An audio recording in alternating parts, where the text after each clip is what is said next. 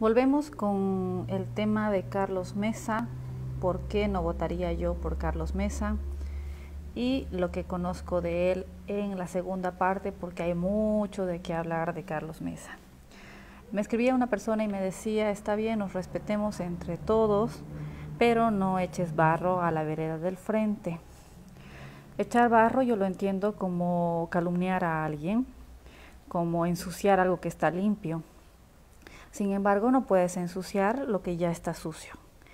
Yo solamente estoy diciendo lo que conozco de Carlos Mesa sin necesidad de inventarme ninguna mentira sobre él. Creo que Carlos Mesa, tuve unos apuntes para no olvidarme varios detalles, y creo que Carlos Mesa es un experto, no diría que es un intelectual, sino diría que es un experto en retórica.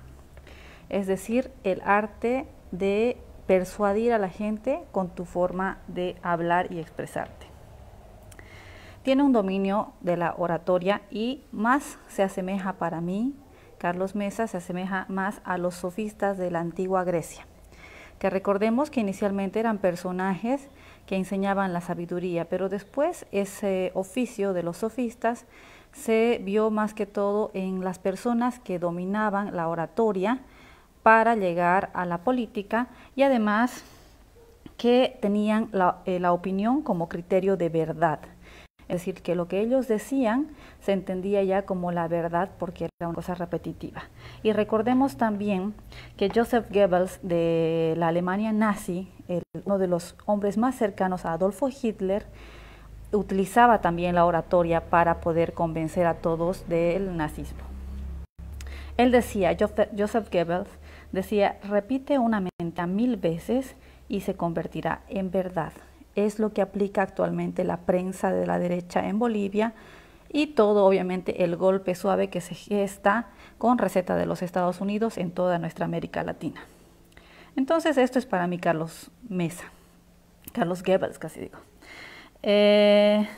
Recordemos de Carlos Mesa que cuando fue su corto periodo de gobierno que no pudo sostener, además que pese que se posesionó como presidente, tuvo un gabinete ministerial, etcétera, demostró que no pudo tomar decisiones políticas, económicas ni sociales en favor del país, no pudo sostener la economía, no pudo salir del endeudamiento, no pudo emitir la nueva ley de hidrocarburos y no pudo sacar a Bolivia de la crisis. Es más, él mismo admitió que pedía limosna al extranjero para poder pagar los sueldos, es decir que de economía su gobierno se aplazó. Igual que Goni, que a los 7 meses de su gobierno, que cuando entró con Carlos Mesa en el 2002, prometió en 3 meses, en los primeros 90 días de su gobierno, dar empleos, hacer conexiones de gas, etcétera. Pero a los 7 meses ya tenía problemas y el mismo Goni decía que tenía que acudir a la ayuda internacional. Que recordemos que para los neoliberales la ayuda internacional, entre comillas, siempre es Estados Unidos o sus organismos políticos, económicos como el FMI, el Banco Mundial, la ONU y otras cosas, Naciones Unidas, que tanto habla García Mesa, casi digo no, Carlos Mesa.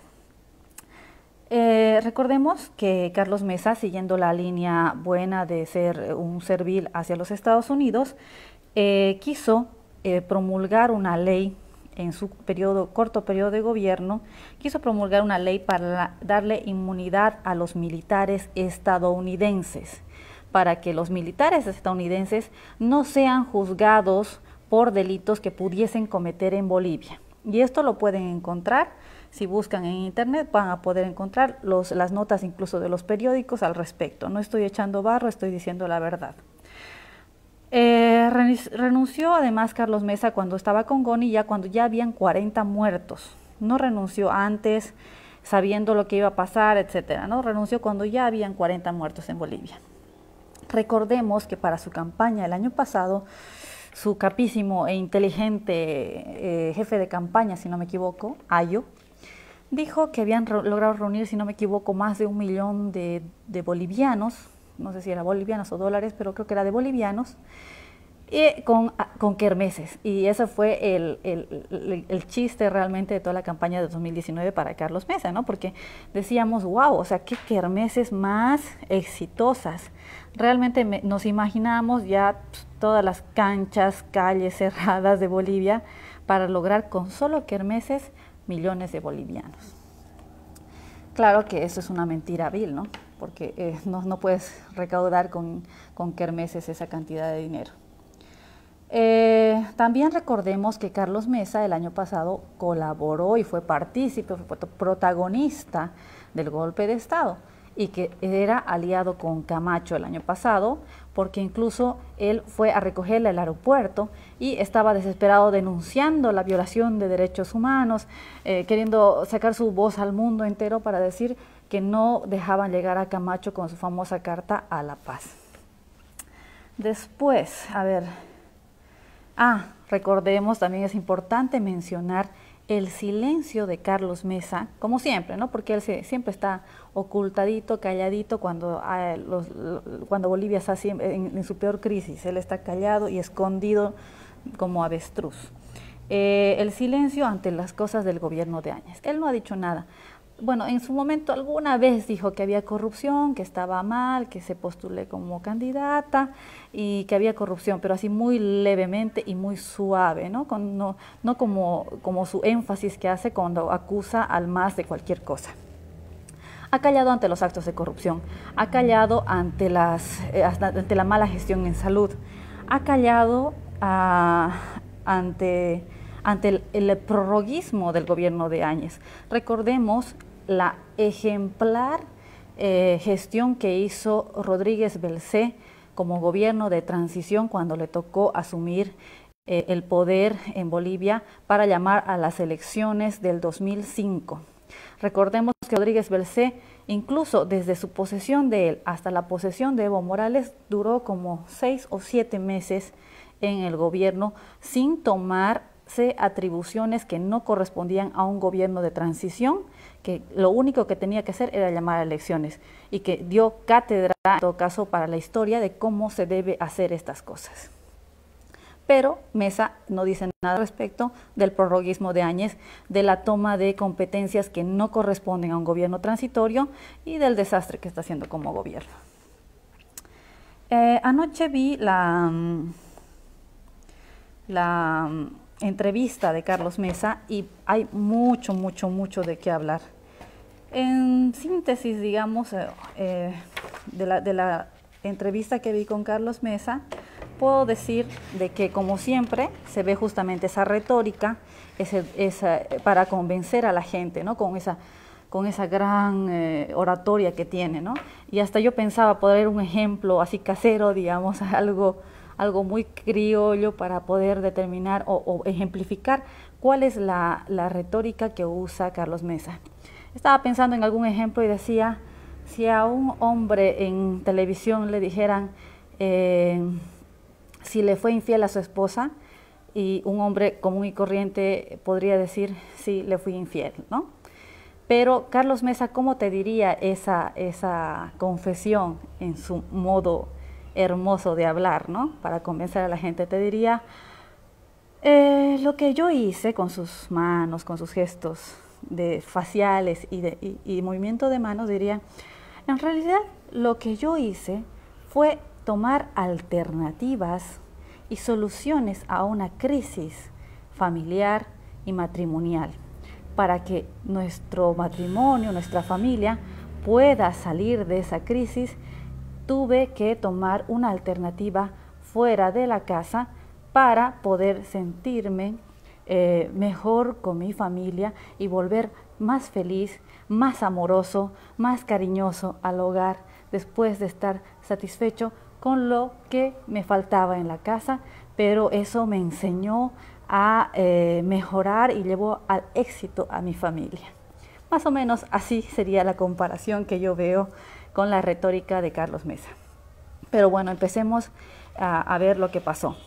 Cada pregunta que le hacía a Gabriela Oviedo, que era la periodista de Unitel, anoche, la respondía en varios minutos con bla, bla, bla, bla, bla, ¿no? O sea, le decía qué va a hacer con la educación, Y él decía, la educación es un factor muy importante en nuestro país, es la base fundamental, nuestros niños, nuestros jóvenes dependen de la educación, bla, bla, bla, bla, bla, bla, bla, bla. Y al final tenía que ser la periodista la que le diga qué va a hacer. Esto va a ser, va a tomar el camino 1, 2, 3, o qué va a hacer, ¿no? Para que pueda responder, pero era muy difícil poder entender sus respuestas. Por ejemplo, vamos a empezar a analizar en este video una partecita de la entrevista, los primeros minutos, y voy a continuar en otra ocasión con lo que vaya siguiendo de la entrevista para poder analizar el plan de gobierno que tiene Carlos Mesa, el plan de gobierno demagógico además, ¿no? Porque, como les decía, ya prometió 1000 cosas y no las cumplió. O sea, no fue capaz de cumplir la agenda del pueblo, de nacionalizar los hidrocarburos. Le dijo a Evo Morales, no es fácil, me lo dijeron los de afuera que no se puede, venga usted, hágalo. Evo Morales fue y lo hizo, y le demostró que sí se podía. Pero bueno, aquí dice, Carlos Mesa dice, no tengo la menor duda de que los votantes de Áñez nos van a llegar a nosotros. O sea, fue un resumen, obviamente, no porque estaba tomando apuntes de la entrevista, pero le preguntó Gabriel Oviedo, ¿cree usted que con la renuncia de Áñez los votantes que iban a votar por Áñez van a votar por usted? Y él dijo, creo sin duda de que sí, los partidarios de Áñez van a venir con nosotros porque somos la mejor alternativa. Con eso ya dijo que sí se entiende que los votantes de Áñez y de Mesa, o sea, que el partido de Áñez y de Mesa, se entiende que fueron y serán siempre lo mismo. A ver, él dice obviamente porque propone cosas en economía, salud y en la corrupción, que ya les hice ver ayer que para él la corrupción solamente está en la policía y que con instalar cámaras en la frente o en no sé dónde de los policías se eliminaría por arte de magia o sorpresa toda la corrupción cero ya en Bolivia, ¿no? Dice, también dijo que puede haber alianzas con los otros partidos, con los partidos que sean contrarios al MAS. Eso fue lo que dijo en 2 oportunidades, al inicio de la entrevista y al final. Si la pueden ver en Unitel, está ahí la grabación, no estoy inventando nada.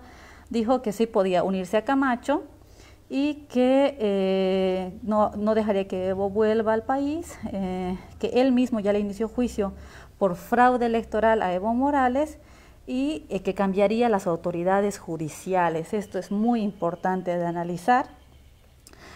Además que le haría juicio a Arce Catacora, no solamente por el tema supuesto de la gestora, sino que le haría muchos otros juicios. Eso fue lo que dejó ver entre líneas. Decía, es increíble cómo él mismo se delata en su entrevista, y realmente a los de la derecha se les escapa la tortuga, como yo digo, porque él dice que cambiaría las autoridades judiciales, todo el poder judicial cambiaría. ¿Por qué? Igualito que ellos, como siempre hace la derecha, ¿no?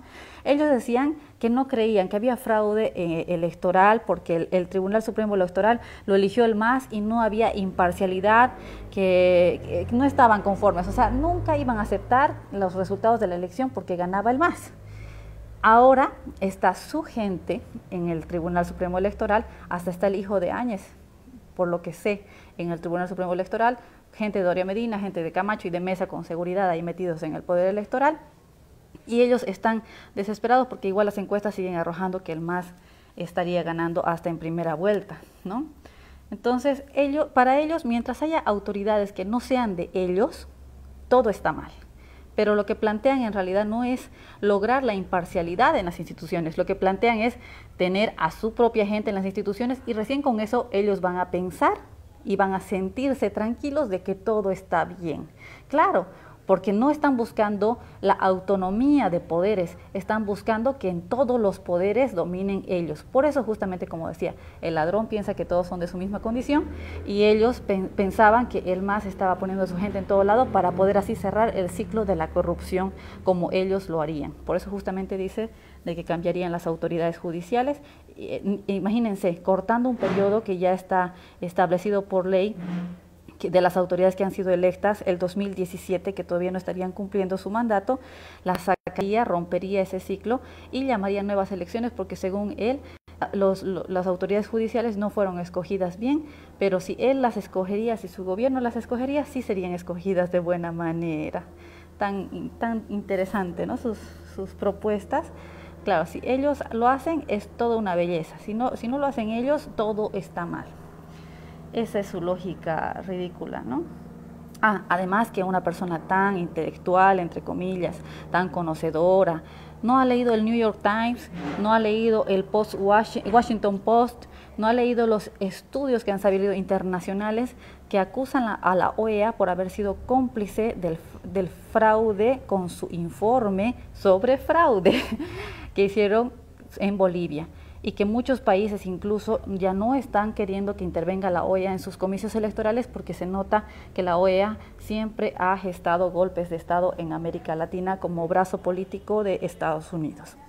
Pero este intelectual supuestamente no sabe nada de esas cosas y sigue hablando de un fraude incluso en sus películas, en sus propagandas. Después dice que haría una economía sostenible, transformación social. ¿A qué llamará transformación social? ¿Volveremos al pasado? ¿Volveremos al pongueaje, al feudalismo, a que los campesinos ya no pisen las plazas? No sé a qué se refiere con transformación social, pero dice que quiere eso, ¿no? Transformación tributaria, dice que rebajaría los impuestos, cuando en realidad los impuestos en Bolivia son uno de los más bajos en toda América. En otros países de América Latina ni siquiera hay este descargo que podemos hacer los asalariados del RCIVA, por ejemplo. Nada de descargo, directamente todos los asalariados pagan tributos. Todo paga tributos. Y más bien él plantea, para mejorar la política tributaria, reducir los impuestos. Él habla que quiere luchar contra el informalismo, que lo hizo el MAS supuestamente, cuando la informalidad, el comercio informal se impuso en Bolivia, llegando al 60%, hasta el 2005 en épocas neoliberales. Desde el decreto 21060 fue que empezó el comercio informal en Bolivia con la relocalización de los mineros y la generación de desempleo gracias a ese decreto. Pero parece que no lo sabe o se hace, ¿no? Yo creo que se hace, no es, ¿no? Pero bueno, esto es acerca de los tributos. Generar empleo, ¿no? La misma promesa de Goni, generar empleo, y nunca hubo empleo. A través de empresas privadas. Ojo con esa propuesta. La propuesta de él es generar empleo a través de las empresas privadas. No está diciendo que ya va a industrializar. Murió ahí la industrialización de Bolivia a manos del Estado.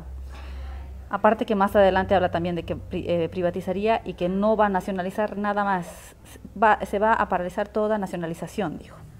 Véanla, no estoy diciendo mentiras. Generar empleo a través de empresas privadas. O sea, que volvemos a la misma política de antes, a la política neoliberal que decía los empresarios son los que van a mantener el país, el Estado no tiene que hacer nada, tiene que mirar de palco y el empresario va a saber cómo generar empleo. ¿Y a qué llegamos? A una tasa de desempleo de más de 8%, la cual se redujo en el gobierno del MAS a la mitad, al 4%. Y con la pandemia más, imagínense a qué niveles de desempleo llegaremos con estas políticas neoliberales. ¿Dónde está? Mejorar jubilaciones, dice, ¿no? Y ampliar la cobertura de las jubilaciones. Parte de la demagogia, ¿no? Porque gobiernos neoliberales como Bolsonaro, como Piñera en Chile, más bien lo que han hecho es justamente activar al pueblo en revolución, porque lo que han hecho, obviamente siempre es un negociado con las AFP, recordemos que el MNR consolidó a las AFPs, a BBVA y todas esas empresas transnacionales que se encargan de las pensiones en Bolivia, en sus gobiernos. Y además que ellos más bien tiran a reducir el universo y a reducir más bien los niveles de jubilación. Y por eso hubo problemas también en Chile el año pasado y desde más antes por el tema de que exigían mejores rentas de jubilación a las AFPs y querían también que las AFPs se vayan de Chile. Por impuestos indirectos, que pasaría algunos impuestos, dice el hecho la autonomista también, que pasaría algunos impuestos indirectos al nivel municipal. No dice a qué, porque son promesas justamente vacías, ¿no? Como les decía ayer, es como si yo prometiera van a ser felices, voy a hacer caminos, voy a hacer carreteras, voy a hacer todo lo que pienso que necesitan, ¿no? Pero ¿Cuál es la clave de la demagogia? Para que el demagogo prometa todo y luego cuando entra al gobierno ya no haga nada. Lo que hacen ellos, y lo van a escuchar en la entrevista de Carlos Mesa, es decir, voy a hacer esto, el otro, voy a hacer mejorar la salud, mejorar la educación, mejorar todo, previa evaluación, previa auditoría, previo análisis.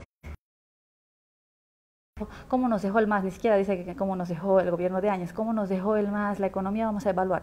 O sea que después van a entrar, van a decir, no evaluamos y no había habido plata, evaluamos y no se había podido hacer esto. Así que todo lo que prometí, chao, olvídense. Después, a ver qué más dice. El informalismo es el 70%, lo que decía hace rato, ¿no? Para eliminar eso, dice que eliminaría algunas multas de impuestos, una universalización de la factura, no explica qué es eso.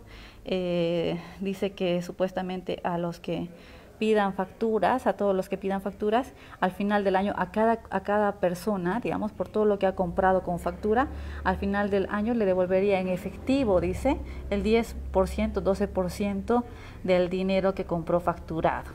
O sea, aparte de que ahora los asalariados, que son los que más compran, porque son los únicos que tienen poder adquisitivo actualmente y peor todavía en esta crisis, que descargan su RCI, o sea, casi la mayoría termina no pagando impuestos. Aparte el Estado le daría más plata, aparte que el Estado está endeudado y no tiene plata, devolvería más plata, eso dice, ¿no? Lo mandaría a la jubilación. O sea, como les digo, promesas demagógicas que después diría hay que evaluar, todo sujeto a evaluación. ¿Qué más? Hay tanto de qué hablar de verdad de Mesa, podemos continuar tal vez en otro momento analizando, pero vamos a avanzar un poco más en esto. Como les dije, habló de alianzas, o sea, es lo mismo, exactamente lo mismo de las democracias pactadas. Por eso les decía que ellos no defienden la democracia. Ellos lo que defienden es volver al poder. Ellos no les interesa la democracia, no les interesa que la mayoría decida por el país, porque esa es la democracia, pero a ellos les vale un comino. Porque justamente él ya está pensando en alianzas, o sea, como el acuerdo patriótico, como la mega coalición.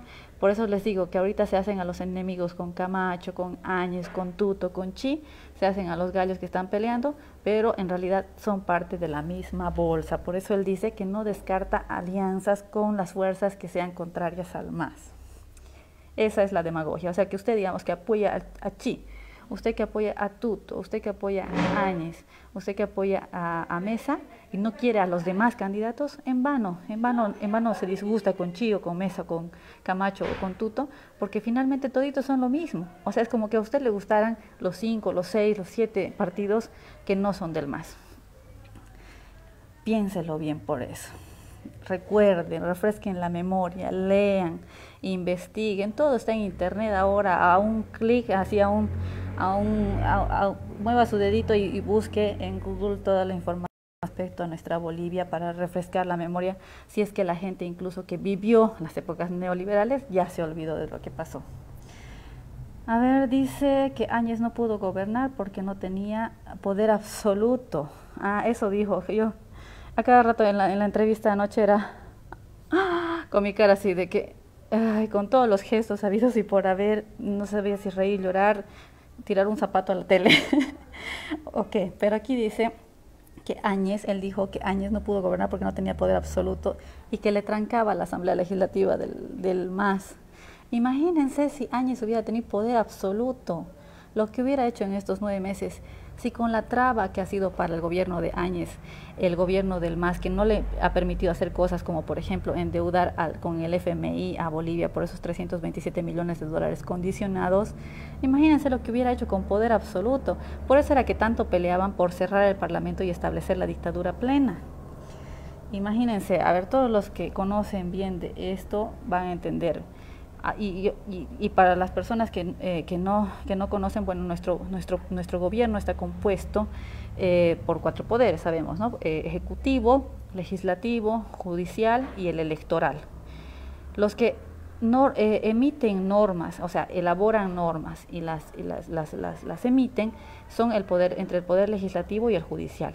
El poder legislativo tiene, digamos, la representación de la democracia, porque ahí están los representantes de todos los departamentos, municipios, etcétera, diputados y senadores, que aprueban las normas, ¿no? Que aprueban, primero se aprueban en Cámara Baja, en Cámara Alta, que sería diputados, senadores, y luego que se aprueban estas leyes, pasan al Poder Ejecutivo. ¿Para qué? Para que sea promulgada la ley, además para que sea publicada en la Gaceta Oficial a partir del momento en el cual entran en vigencia, y además el Poder Ejecutivo tiene un plazo mediante el ministerio que corresponda, que dependen todos los ministerios del Poder Ejecutivo, es decir, Cheta y sus ministros, que son los que hacen el decreto reglamentario de la ley para que esta ley entre en vigencia y ya sea ejecutada.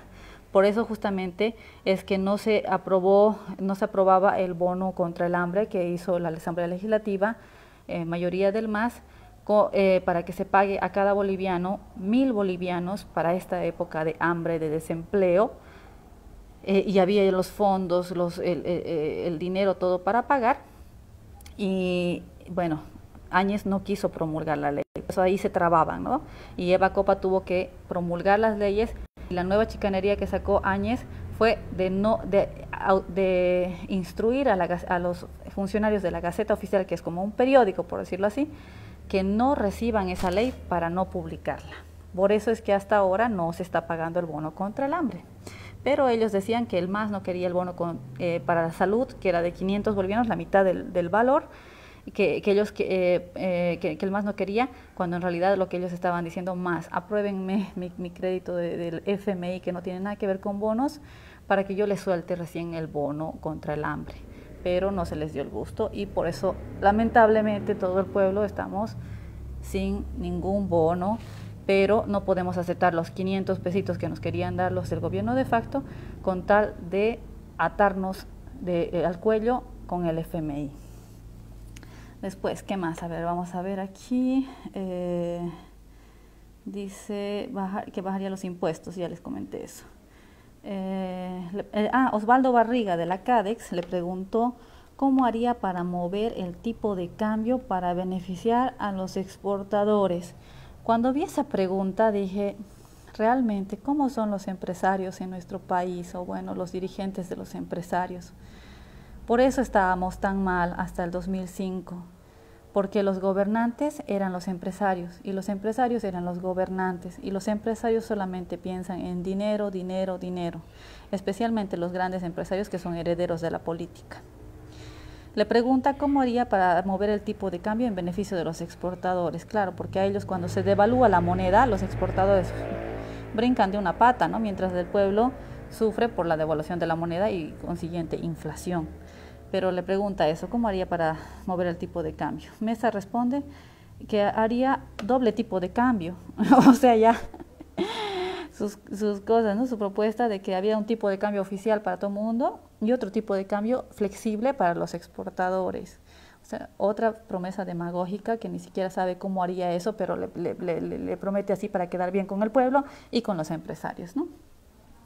Y ¿dónde está? También otro de ANAPO le pregunta, Marcelo Pantoja le pregunta sobre la FES, la función económica social que deben cumplir de acuerdo a la ley INRA, las propiedades agrarias, las tierras, las grandes haciendas ganaderas, cuyo techo actualmente es de 5.000 hectáreas digamos, por un solo dueño, pero que obviamente con palos blancos, lamentablemente, como el boliviano tiene esa frase que simboliza la corrupción de nuestro país, que es echa la ley, echa la trampa, muchos exceden también esas 5.000 hectáreas que están permitidas por la ley actualmente. Y la FES es la Fusión Económica Social, que les permite a los ganaderos, o sea, tener esas superficies para justificar, ¿no?, el uso de esas tierras. Es un poco más complejo, pero más o menos en síntesis es eso, la FES. La respuesta de Mesa sobre esa pregunta dice que tiene que cambiarse, hay una estrategia de combinación, dice, ¿no? Dice Carlos Mesa que la FES limita la inversión, o sea, para quedar bien con los empresarios, bla, bla, bla, después no responde, se va por la tangente. ¿Y cómo modificará la FES?, le pregunta Gabriel Oviedo. En tiempos, en tiempos, porque hay también tiempos para cumplir esta FES. Y Carlos Mesa dice, los tiempos son cortos, se va a ampliar, dice, que el privado defina, o sea, prácticamente él dice, vamos a preguntar a los privados qué quieren hacer para poder armar nuestra ley. Recordemos que el gobierno de facto en tan solo 9-10 meses prácticamente ha habido denuncias incluso de que están revirtiendo las tierras fiscales. ¿Qué son las tierras fiscales? Para quienes no saben. Cuando se encontraron haciendas, propiedades de un solo propietario sin cumplir la FES en el gobierno del MAS, se revirtieron tierras. Es decir, se revirtieron tierras a propiedades que eran mayores a 5.000 hectáreas, propiedades de esa cantidad de hectáreas, pero que no estaban siendo usadas, estaban ahí de engorde, como se dicen, ¿no? Vamos a comprar con los lotes, pues alguien que, digamos, tenga varios lotes y no los esté usando, solamente es para engorde. Más o menos pasa lo mismo en el tema agrario. Y se revirtieron esos, y esas tierras revertidas, que son excedentes, digamos, de engorde, se declararon tierras fiscales. ¿A quiénes fueron las tierras fiscales? A comunidades, a sindicatos, o sea, es decir, a gente, digamos, que no era para un solo dueño esa tierra fiscal, sino para una comunidad, que la misma comunidad se organizaba y podía trabajar esa tierra de forma conjunta, donde todos hacían su propia organización en cada una de esos territorios que les entregó el gobierno, ¿no? Para justamente ayudar al que no tiene tierras y que quiere trabajar la tierra. El gobierno del MAS, no, obviamente que no los neoliberales. ¿Dónde está? ¿Qué el privado defina? Decía. Aún no puedo responder finalmente, dijo sobre esa pregunta. Véanlo en la entrevista. Y así continuaremos mañana o no sé, hablando de Carlos Mesa parte 3. Gracias por su atención y bueno, sigamos leyendo, investigando. Ahora que estamos tan cerca de las elecciones que van a definir el futuro de Bolivia, porque 5 años son suficientes para terminar de fregarnos a todos o definitivamente salir, reconstruir lo que se deshizo en estos meses y seguir creciendo hacia un país industrializado a lo que apunta el MAS. Gracias.